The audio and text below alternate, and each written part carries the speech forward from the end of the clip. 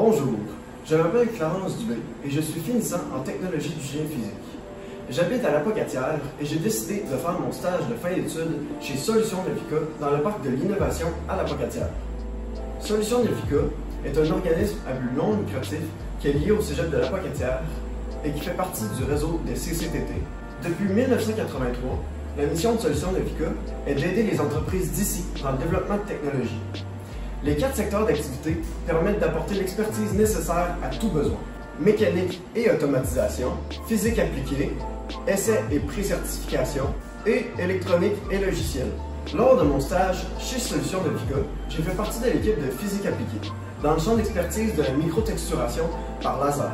J'ai alors travaillé dans un laboratoire possédant une multitude de lasers permettant de faire des textures par ablation.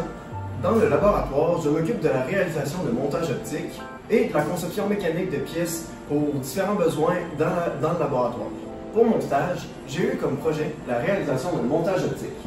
Ce montage optique sert à convertir un laser infrarouge en laser vert.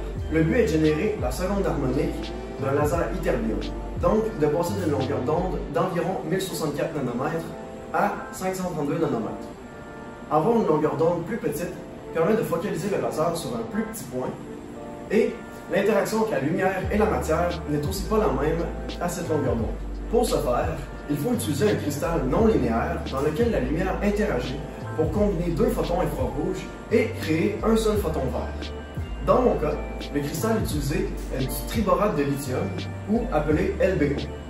Ce phénomène optique est sensible à l'accord de phase.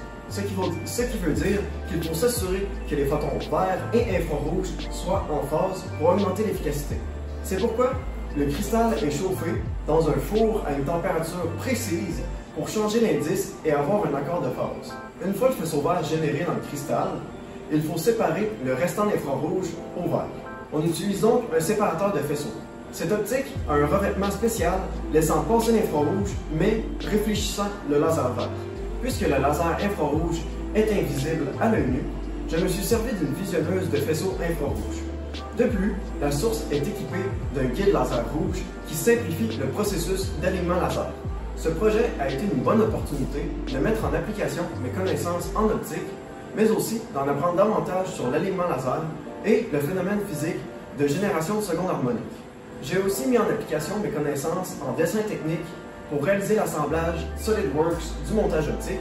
Ce stage m'a permis de voir le processus de réalisation d'un projet concret en physique appliquée. Ceci était mon stage en 180 secondes. Merci de m'avoir écouté.